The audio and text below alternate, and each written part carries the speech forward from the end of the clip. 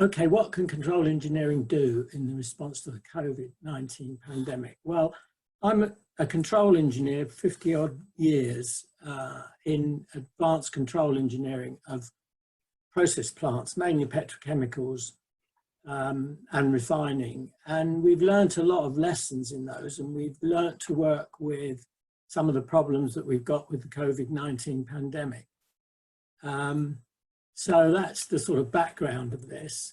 And why I'm here is to pose what we see as problems facing the population in dealing with COVID-19, and to suggest a solution to these problems and the benefits we feel will ensue. And the third thing is to ask, and what Mike is helping us on, is finding the best umbrella organisation that we can work under to proceed. There is quite a lot of work already been done, and there's control engineers all over the place in lockdown thinking about this and working on it, and there's 5 or 6 groups that I know of that have done substantial work, and that's one of the things I want to bring into this. It's not like it's just me, I'm just pushing it because I want to see it happen. Because if you look at control systems, we all rely on them for safety largely, but also for comfort and for economics. And yet, looking at what's been happening in the COVID, which people mention control all the time, but it doesn't appear that there's any control methodology, systematic control methodology, being used in the response and the management of it. And I've been asking lots of people, you know, is there any, have I just missed it, or have we just missed it? And I can't find any in the UK. There may be some in some other countries, and I haven't got around to them, and I've got to talk to the people in Norway about it. They may be the closest. So we think there should be some control methodology in the control of the pandemic. Now, before I go much on, I want to carry on and talk about the 2 aspects of process control, because they quite often get conflated, especially when control engineers are talking to mathematicians and dynamicists and modelers. The 2 parts are regulatory control, keeping the process stable and safe. And that's a very big part, and we think that we can have a big input there using feedback control. Obviously, there is feedback control in what's happening at the moment, but it's not systemized, and it doesn't use control methodology, as far as I can see, to inform it. And we're saying, let's systemize it, let's use the methodology, let's use a controller. So that's regulatory control, allows you to keep a process safe and steer it where you want to steer it. And then there's optimization, requiring an objective function. And I'm sorry I missed the presentation by Clem and Peter this morning, but maybe we'll talk about that afterwards, how we can join what they've done together into an objective function. Of course, this is the most worrisome part, because if you do it properly, and what we do in industry is you have the economics, but that means, and I'm sure lots of people have talked about this, putting a price on life and suffering. And that's quite difficult to do, and obviously no politician wants to do it openly. But we do have actuaries, and we do have insurance companies that effectively do that. So you might be able to come up with an optimization system that does it, and I'll talk a bit more about that later. At present, our present view of the situation is something like this. This is a control engineer's view. We always look at feedback loops, obviously. But just going through this quickly, the process, the observation, which is quite a big problem, the response to the NPIs, which I think is getting clearer and clearer, and I think good models will come out eventually on that. And there's all the good work that's been done on the epidemiological models, trying to minimize uncertainty in the models, get more view on what is really happening in here. And then you go through experts and policy guidance. Now, from the control engineer's viewpoint, it more looks like this, with loads of delays in it. We always worry about delays, especially dead time delays, because that makes any system more unstable. And if you look at these delays, what do they add up to? 2 or 3 weeks, probably, and maybe longer at the beginning of the process. And if you've got a doubling time of 3 days and a delay of 21 days, you've probably got 2 to the 7 before you detect it. So you've got 150 odd, 128 odd infections from just one in a new population. So that's why delays and exponential behavior really worry control engineers. And what we end up doing is having effectively lockdown systems, which are safety shutdown systems, we would call them.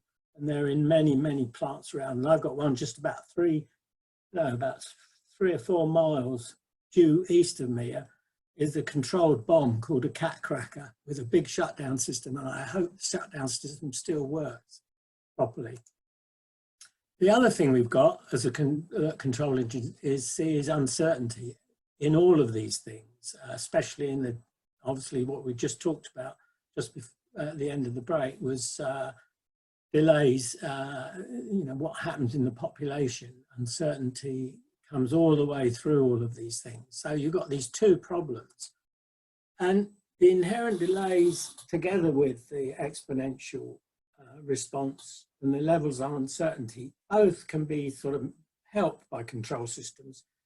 One of our group, we're a group that is working internationally, and Guy, who's one of my colleagues, has done a lot of work, and if anybody wants to have a more deeper look at what this means, he sent me one of his presentations this morning, and obviously here I can give that. He's on Canada time. And his big point is using feedback greatly reduces the effect of uncertainty, because basically you're continually correcting for it. And then advanced control, what we call advanced control techniques, and this is not optimization, using things like inferential measurements that take multiple measurements that are based on models, and you update them as you go, the models as you go along. But the inferential measurements can be much faster than testing. And an app could be one of those, or the thing, randomized testing of a section of the population very fast once a day, like the Swiss are proposing, can do this as well. And the other thing is multivariable move plans, manipulated variable move plans in model-based predictive control will mitigate the delay problem. In fact, so what you do is you know what's happening in the future a bit, or you predict what's happening in the future, and you have move plans maybe every day or every 2 or 3 days. You could do. You might not want to do that because of the problem of moving the actuators with NPIs, of course. So the solution is adding what a feedback controller, probably end up to be something like a multivariable predictive controller. And this requires working on these 4 items, and they're all quite big. The observation problem, which one of the things of that is the trade-off between accuracy and speed. We think you don't need, for control, you don't need an accuracy of the measurement so much. You can have a wide tolerance level of measurement, so long as it's fast enough for you to do. And there's a trade-off there between accuracy and speed, or confidence and speed, if you like, confidence limits and speeds. There's a decision-making problem, how do you do the control in terms of what type of control system that takes the error and decides what to do with the error or the errors. The difference between the manipulated variable and the desired, the controlled variable and the desired control variables. And then there's an actuation problem. What are the constraints to all these levers? And that's probably the biggest one here, together with the objective function. So these two, the bottom two, are the big problems. These are bread and butter to control engineers. Okay, the benefits, it's a more, you would end up, if you had a methodology with a proper feedback control system in there, you'd have a goal-oriented and a more systematic approach.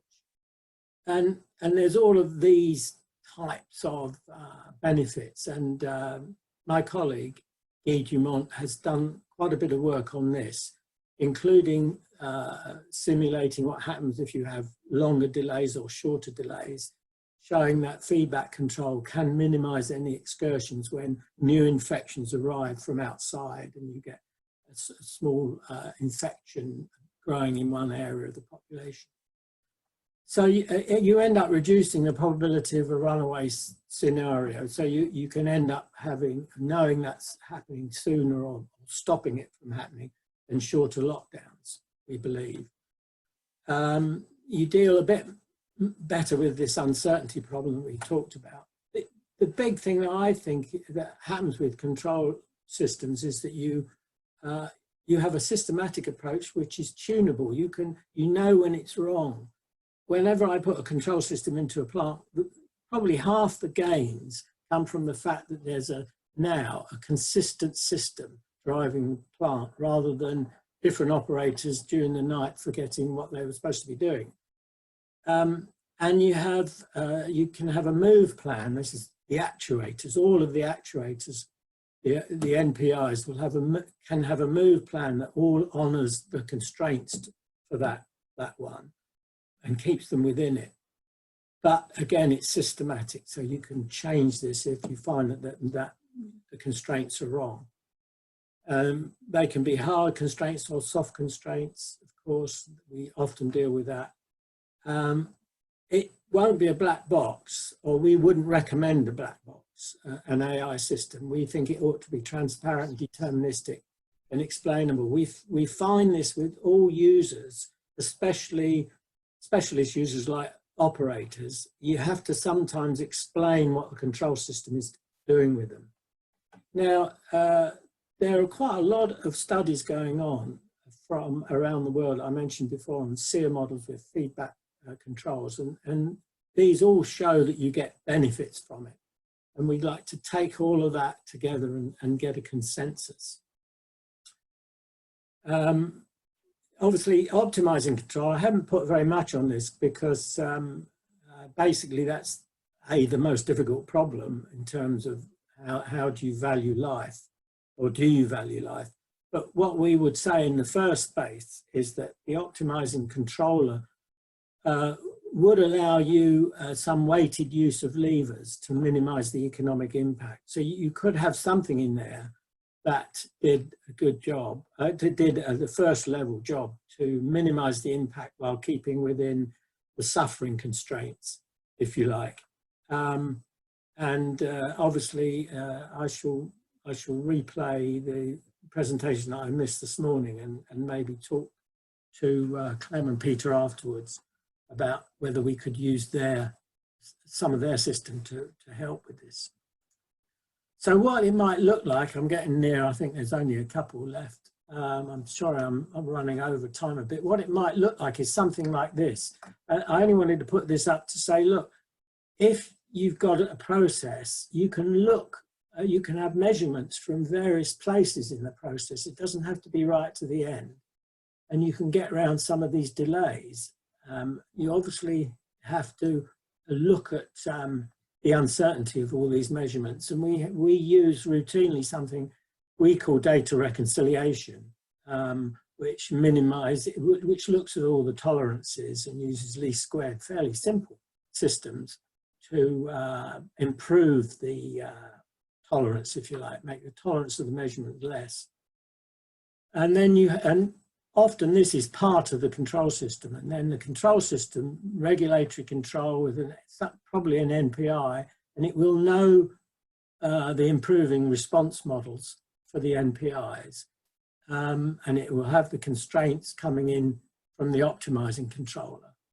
And assuming the policy and expert advice will go into the optimizing controller and set the constraints, if you like. And then you get a move plan that comes out here, and that may be adjusting a set of levels that everybody knows already, like in the fire services in New Zealand and Australia and California, where they get emails saying you're at level 4, you know what to do already. So that sort of more systematic approach with a control system is what we may end up proposing. So our proposal is basically start a task force to come up with a consensus from all this work that's going on at the moment around the world, and come up with the best toolkit to control a pandemic process, and probably something like a white paper on this. And then also the biggest challenge obviously is to build an open source proof of concept system, maybe based on the work I know that's going on I don't know much about yet, that's going on in Cambridge on a platform that has a controller in it. So that we can actually have an open source model that models that has access to the epidemiological models, or maybe simplified versions of them, and the responses of the MPI levers, and tests all this usefulness and strategies, and communicates the concept eventually to the policymakers, concepts and the impact of the policymakers. I think that's all I've got at the moment. I'm sorry I ran over by a few minutes. I tried to get it down to 10 minutes, but it's very difficult, especially when you're passionate about the subject. Thanks very much, Brian. Very interesting. If you could unshare your screen, we can have some discussion. Okay. There you go. Right. Any immediate questions?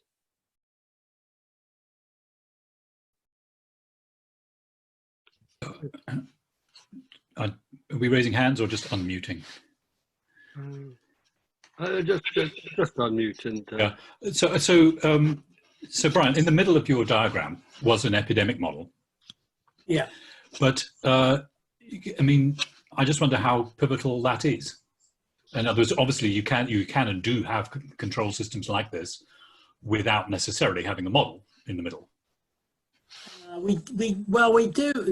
Yes, you're right. We don't necessarily need a model. We just need to know something about the responses. What we very often have, the most common control systems of something like a refinery, they have a relatively simple model, but quite a bit of granularity. Basically, what they have is a set of response models in a matrix. Some of the products that help this are called dynamic matrix controllers. But basically, they have a set of models which is the response of the lever to one of the, or to the main controlled variable. So you have a manipulated variable to a controlled variable, time and gain response curve, and it might look like a first order gain with a dead time or something, or a second order. And you have those fairly simple models, and you put them all together, and you have the controller figure which of the levers it needs to move and how much to move them to obtain the right set of controlled variables, or to get closer to the desired control variables measurements. But what you can do is you use the complex model to define those simpler models, and that's probably what we would do. Okay. So the model is very useful, obviously. Valerie. Yeah, thank you, Brian. I found that really interesting. Couple of quick thoughts, which are sort of related. You know, looking at your overall diagram and thinking specifically about the pandemic rather than more general processes, you can imagine you might want to change these controls almost continuously, to be monitoring and adjusting. And and presumably that's not very realistic. The government is unlikely to want to keep changing the rules too much. So there's an issue there as to, you know, how crude it would be. But I wondered if you could say, I mean, presumably that feedback is really going to be, the most crucial thing is going to be the testing. And whether you can say anything about where, what, and when you would need that testing to actually shorten the uncertain delays that you've got in your model. I mean, is that the best way to shorten them? But by better testing, you mean? Yeah. Well, not necessarily. I think there's a number of ways. I think there's the ways we thought of so far, and we're trying to delve into them a bit deeper, is, okay, you've got this thing that the Swiss talked about, which is this random testing. You basically pick, and they said in Switzerland, 15,000 random people, a different random set every day, and you test them, and you have a lab dedicated to test them, and you test them whether you don't care whether they are SEI or R, you just test them. And that gives you an idea, a much faster idea of how much infection you've got, and if you've got an infection spike coming. So that would be one measurement, and that could be, you know, 2 or 3 days after an infection came in, or even 2 days, I guess is probably the minimum. That's one. The other thing is this idea of testing, and there's more work being done on that, testing the sewer system. And I think that's a very good idea for, because it's routinely used for drug detection, especially in America. So they can figure out if there's somebody moving into an area, and they detect the drugs in the sewer systems. So there are protocols about that. It's routinely done in quite a few places. And you could have, you know, testing systems on, say, a school, and that's done once a day, and you get an outbreak. You might get an outbreak, and that's what we've got to find. Certainly the proteins do come from the COVID, can be detected. If you can detect how big an outbreak it is, or how small an outbreak it is another question, of course. So there's that, and then there's the fast applications, the symptom applications. You might want to use them as well. Our point is, it doesn't have to be accurate. If it's going in the direction, if it suddenly starts spiking from the app detection, then you might want to change one of the levers straight away, even though you don't know accurately what that means. And there may be lots of false positives. So it's using those sorts of techniques and knowing the confidence limits of those techniques that then you put them together and do what we call a data reconciliation, and come up with the best estimate based on the known confidence limits from those multiple measurements. We do it routinely in process systems where we don't have where we have multiple measurements of things. You know, we do a measurement around a system based on a flow meter and a mass balance and a heat balance. And then we can use those together to come up with a better example. And that sort of thing, basically. Does that help? Sorry. Oop, I think you're muted, Valerie. It doesn't matter. Yes, thank you very much. Yeah, no, that is helpful. And that would, of course, I mean, that is the key, isn't it? It's random testing of you know, samples on a very regular, as you say, daily or whatever basis, which will give a lot of information that we don't really get at the moment, and will enable you to target particular areas and populations. So yeah, all that. Thank you. Okay. Any other questions?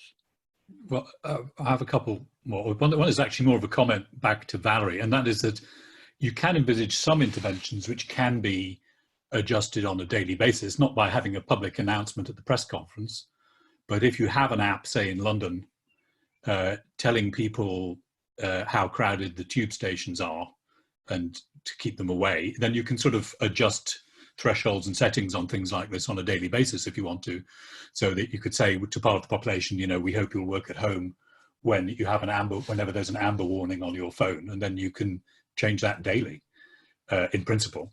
I did have a question though, and so it's obviously unfortunate Brian didn't hear Peter and Clem speaking earlier. So I have a question for both sides really, but because only one side has heard the other talk, this is really addressed to Peter and Clem, which is, to what extent is the approach that Brian described something that could be easily bolted on to the kind of model, the whole system model that you were talking about this morning? So I don't know if either of you would like to answer that. Yeah, it's Peter here. I think the short answer is probably quite easily. As we discussed this morning, what we are trying to get is the costs of different interventions. So that is the feedback. And being able to optimize that is the sort of essential piece of a control system, being able to optimize that feedback. To what extent you use the control system to automate the process or just to inform the people making the interventions is sort of another element of that. But I think the two approaches complement each other very well. Thank you. Yeah, I would agree. I mean, that's one of the things that I will have a look at your presentation, obviously, but I think one of the things that we need to have anyway is a model of the economics and how the individual levers affect the economics. It would be very much important, and we can simply do that on a weighted variable. We have plenty of control systems that don't have they have an optimization, but the optimization could be, say, throughput as opposed to profit. Profit is sometimes, even in a process plant, the economics are difficult to predict and difficult to drag out of the system for various reasons. So we have other things that we shoot for throughput. And so you could have, if you know the economic effect of all the levers, then you could have a weighted system that goes in and uses that economic effect to give you knowing the response of the levers. It would figure out where best to put those levers to satisfy both the best economics or within soft and hard constraints, as well as minimizing the suffering or keeping the infection within a desired limit. So that's typically what a multivariable process predictive.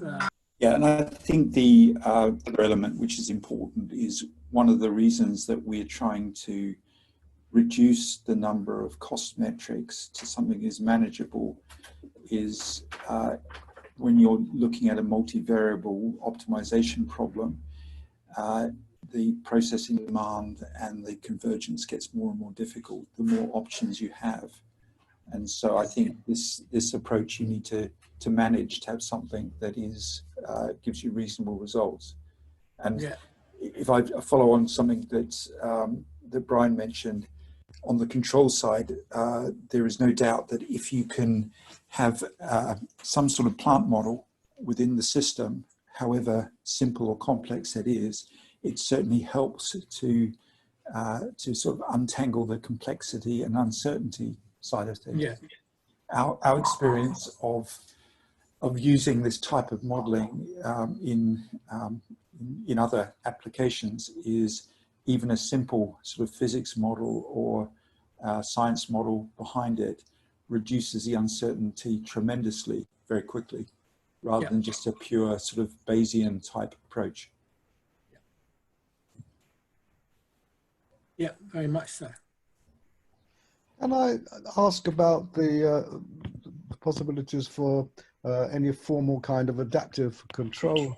Yeah, I mean, one of the problems of the epidemic is that any models we're using or any way of describing the situation is very sensitive to parameters which we're learning about all the time. And as we make interventions, we always have the interplay between exploration and exploitation and learning about the system as well as controlling it at the same time. Of course, this is something which I think is bread and butter to control theory. Is it something that can be yes, seriously? very much so. Yeah, very often we use adaptive control when things like the gains change, and that's one of the things that you really have to look out for is more than anything is gain changes. So suddenly, you know, a response, instead of having a big effect, has a much smaller effect, or the other way around. And then you have to alter that parameter in the model so that you can deal with that. So we do various ways of doing adaptive control. One of our colleagues on my group has designed essentially an artificial pancreas, and that's an extreme example of adaptive control. The pancreas is an amazing control system for blood sugar and insulin, of course, and the gains go from, you know, fairly small to extremely high in seconds when somebody has a meal or has exercise or something. So he had to design a very adaptive control system for that, to take into account those changes. But I think in this case we will, and I'd imagine the behavioural people will definitely have something to say on how the levers work over time that we discussed a bit earlier, and they will probably, the gains will go down in time, so you'll have to move the levers more to get the same effect, I would guess. Yeah, and I think also that in this type of situation, policies and interventions sometimes need to be changed to give a level of variety to keep them fresh. So it may be that you know, a lockdown is the right approach for a period, but to make it effective, you need to tweak that a little bit so that people feel that things are moving and things are changing. Yeah.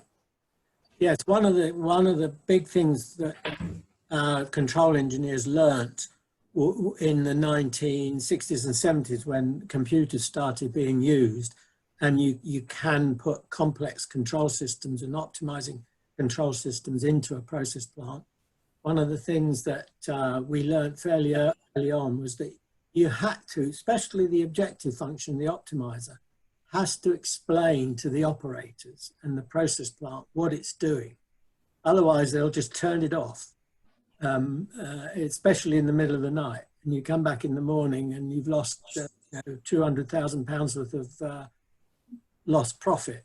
And that's quite a skill, and it's quite a big area of how you do it. You can't do it all the time because people will ignore it. You can't keep saying we're upping this because this. You have to detect certain things that the control system is doing because of, say, it's reached a constraint and it's got to use another lever. It can't use the transport variation lever anymore.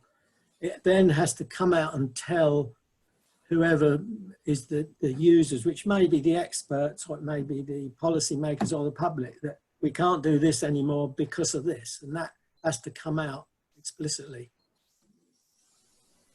And optimizing controllers, we spend a fair amount of time doing that sort of thing.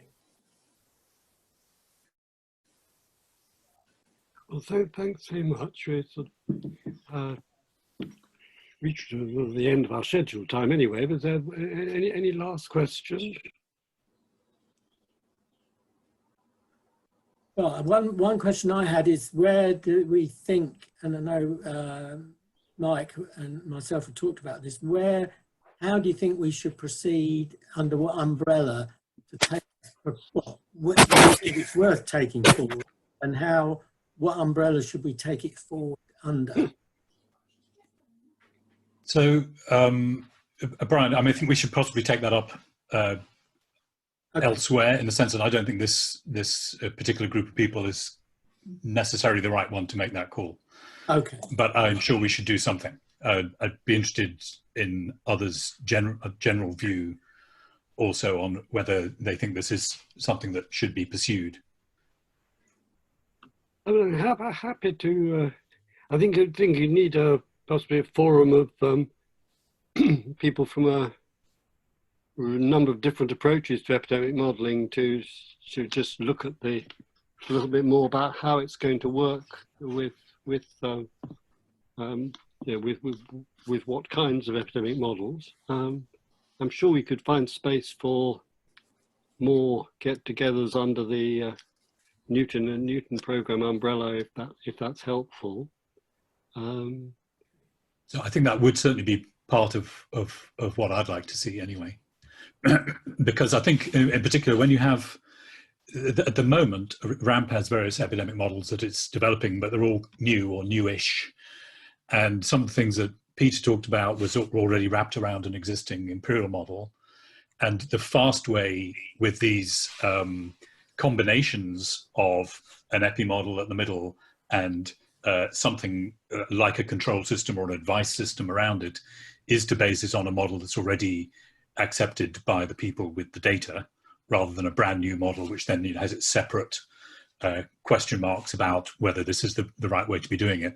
So I think what Clem described, which was to have their system initially working around one of the imperial models, is a very good start. And he said, well, we need more up-to-date data, but if you're using an existing model, I mean, the way forward might be to get the team who own that model and the data that goes into it to be interested enough to join forces in some fashion. So I think there are various ways forward there, but it would be good to progress this conversation, I think, in some sort of follow-up to this. I would agree with that. I think that in that particular example, establishing direct contact with Imperial is the right next step for ensuring that the infection side is up to date. And I think both in our presentation and Brian's, what we're looking for is to provide a way of providing sort of fresh, real-time knowledge that decisions can be taken. And obviously the more detailed modelling that sits behind that just adds to the fidelity of the modelling. Yeah. There is no doubt that some sort of real-time assessment of what outcomes you can expect when you're trying to determine what interventions to make makes decision-making so much easier. For my sins, I spent over 20 years in F1, and in Formula One, real-time decision is one of the things that has developed tremendously in the last 20 years, and it's using approaches like the ones we've been talking about. Valerie. Yes, I was only thinking, I mean, obviously real time is important at the moment, but I think it would be really interesting to use, for example, Peter and Clem's approach with other epidemic models as a way of testing the robustness of the conclusions that you get with output, output from the different epidemic models as input to their processes. I think that would add to the discussion, really. No, I think you're right, Valerie, because one of the essential parts of dealing with uncertainty is establishing which things you're more sensitive to. So being able to work out the sensitivity to some of the economic outcomes, to the differences in the epidemic modelling, I think would be a very valuable thing to look at. And that's very important in any control system, looking at getting a better feel of the response to the economic response to the levers. Yeah, and I think that feeling I take away from all this is that we're maybe coming to the phase where these kind of extra approaches are useful. That, you know, in the early stages of the pandemic, I think the both from the probably right response was to throw everything into control and forget about the economics. And obviously, as it develops more into an ongoing process, we can't really afford to do either of those things long term. But there are still, of course, big uncertainties long term. There's great uncertainty about the long term aim as to whether it's realistic, for instance, to think of elimination, or whether it's something we've got to live with. And if so, what kind of level we might be able to live with it, which will be particularly difficult if different countries adopt different approaches. You know, some countries say it's inevitable, it's part of life, whatever. So I think but to have good framework in which to look at those questions is going to be very valuable. So I hope we can help with continuing discussions on this. So finally, if I could wrap up there, I'd like to thank the speakers very much. Could I ask them both Peter and Clem and Brian, if you could possibly email the slides of your talk to me. We'll put them on if you're prepared to do this, we'll put them on the IDP seminars site. We try to put links to recordings and slides on that whenever we can. That'd be helpful, particularly as we haven't had all that many people here today. It would be nice to give more people the opportunity to see your presentation. So thank you both very much. Okay, well, thank you for the opportunity. Yes, it's been good to have the chance to talk. Yes, yes. Okay, thank you, everyone. Yeah.